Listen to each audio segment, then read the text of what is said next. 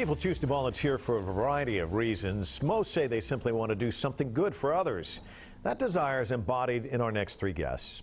Eliana Stanislawski is a campaign chair for the U.S. Day of the Girl movement. She works tirelessly for girls' human rights. In the process, she celebrates the unique and important contributions of girls.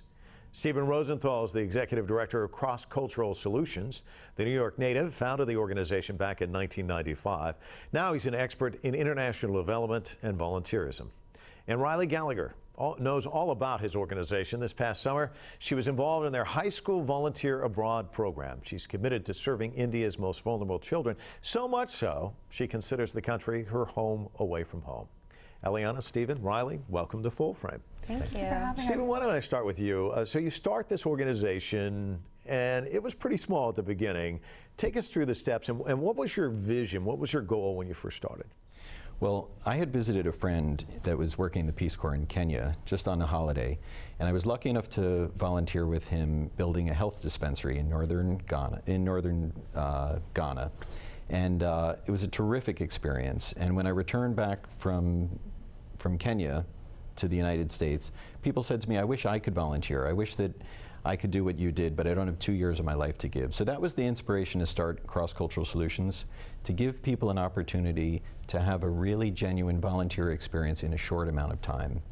We started in India almost 20 years ago today with one volunteer, and today we're in 9 countries throughout Asia, Africa, and Latin America, and we send thousands of volunteers overseas each year. When you started with that first volunteer, did you ever think you'd be where you are today?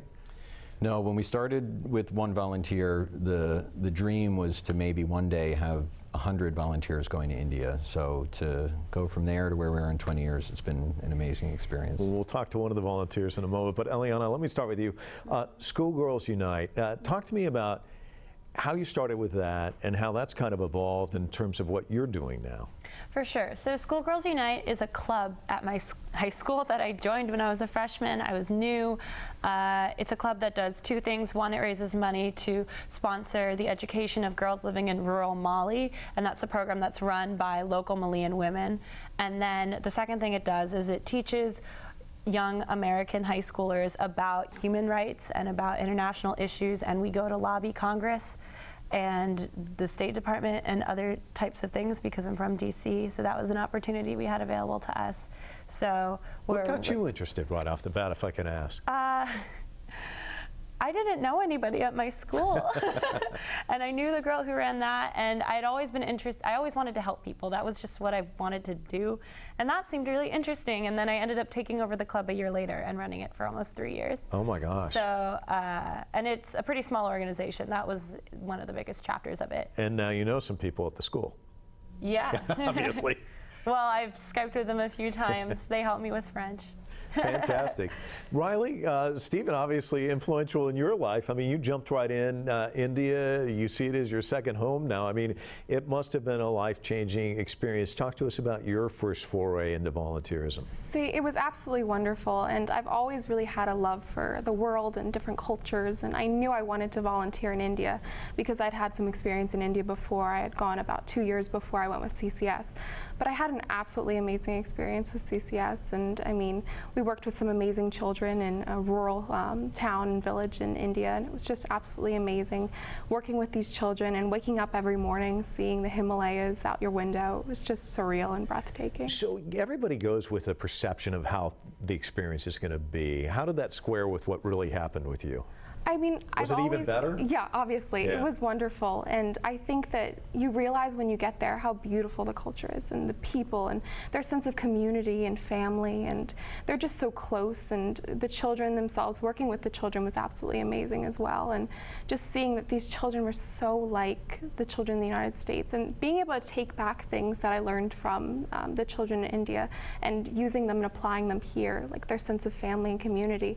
We really need that more here, and that's something that Cross-Cultural Solutions really emphasizes. Stephen, when you listen to her, and she's a great ambassador for you, I mean, it really does speak to why this is so important, because it's not just taking somebody over and helping them, they come back enriched as well, don't they? That's right. And yeah, first of all, I couldn't be more proud to have great volunteers like Riley. And you're right, today, building bridges understanding across cultures is more important than ever. You can see in the global challenges that we face that understanding people of other cultures is what really leads to world peace in the end. And so although our volunteers are helping and they're making a difference in country, they also come back, and the change that they embody in terms of their change of perspective and the community around them that they then empower with knowledge of what's going on overseas is what really creates lasting change. One of the things I like about your organization, though, is it's not, okay, we really know everything here, and we're going to come over and we're going to show you how to know everything. I mean, you don't come at it with that point of view. I mean, there's engagement there, guidance there, there's ownership there on both sides, which is key, isn't it? I mean, that's huge. That's right. Our philosophy is that local people are the experts, and so the solutions really need to come from within the community. So our volunteers are there to lend a helping hand, to help in the ways that the local community has deemed is what they need done. And in the process, the volunteers learn, they share. It's really a two-way street. We volunteer in the spirit of partnership, not paternalism, and this kind of equal footing is what really builds substantial change. The Day of the Girl movement, talk to us about that and kind of your evolution, how you kind of dive in, you're in the club, and then boom, boom, boom. You kind of moved along on that path, haven't you? It does kind of seem like it all happened very quickly. So the Day of the Girl movement, we got the idea from girls who were doing it in Canada. They were pushing to make this day an internationally recognized day, focusing on girls' rights, and so not just feminism, but the issues of young people, because young people are a group that's often discriminated against. And I remember hearing the idea and thinking, what's that going to do? It's not going to do anything. And they were like, yes, it will, I promise. And so there were these older girls who used to be involved with Schoolgirls Unite who were really pushing for this. And then over time, they grew older, and then my generation of activists and volunteers grew older, and it became this, well, first internationally recognized, and then a couple of years ago we also had President Barack Obama declare it a day of action to focus on issues that are directly affecting girls in our communities. And there's so much devaluation of femininity and girls in our communities at home and abroad, and so it's a really good opportunity to take action to change that. But you know what's interesting is I think you really hit on something. This isn't going to do anything, and yet it does. And I think a lot of times people feel like they can't take that first step, that it's really not going to. So I want all three of you to talk about that, because I think it's a great message for our viewers that, we all kind of we sit there and we just, God, the world's so messed up, and what can I do? Yeah. And I think you're all a testament to you really can make an impact. So let's start with you. Yeah, I can definitely attest to that, because we wanted to view this as an opportunity to make activism and volunteerism accessible to young girls, because they're told that they can't do these things, and we want them to know that they can. And so all of our projects are about providing girls with opportunities and tools to make sustainable and tangible change in their communities. So it started with a proclamation project where we were encouraging girls to contact their local governments and have a county proclamation for Day of the Girl. And in that process, oh my gosh, I can make this happen. I know how to work with my government. I know how to change a law. I know how to make something really big happen in my community.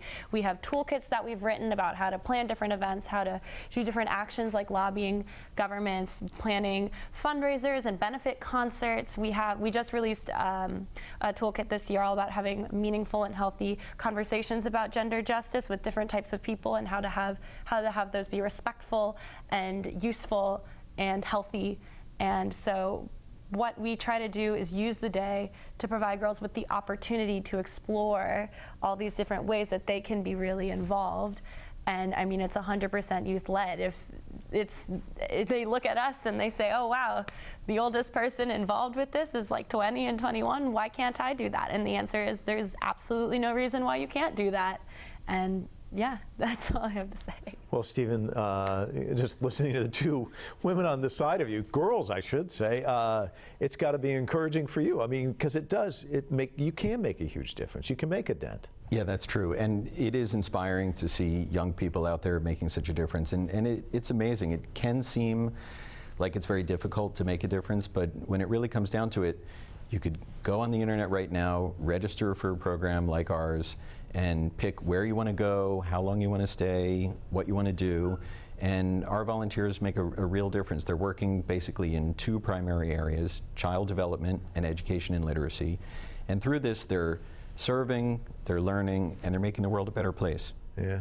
Riley, you've taken that step, and you can't wait to go back, right? Yeah, definitely. I mean, from CCS I learned, oftentimes people think that their impact will only be a nominal one, but you realize that even if you're just teaching a child some basic English or their shapes or colors, or just teaching them a little bit about how to read, you see that there's an impact that's within these children, and you can see it, and it just happens before you, and it's something that's so moving and so amazing to see. And also, they change you. And the thing about cross-cultural solutions is it's not only a cultural immersion, it's a cultural exchange, because we're giving them something, but they're also giving us something back, and we can feel that, and you can see that, and that's something that you get to wake up to every day when you're with CCS. And you and I had a chance to chat briefly about this before we started the program. Home is a key component. Coming home, getting reintroduced to your society after being engaged there. People don't think about that, but that's a key part of it, isn't it? Mm-hmm. That's right. Coming home is an unexpected challenge for a lot of people. People prepare for culture shock going abroad. But coming home, there's also certain difficulties associated with that. At Cross Cultural Solutions, what we like to do is empower people to take what they've learned overseas and bring the world back home with them, to spread what they've learned to friends, families, people around them, take what they've learned and figure out a way to move change forward in your life and be the change that you want to see in the world. So we feel like the experience and the opportunity to change doesn't end when you leave, it's just beginning when you come home.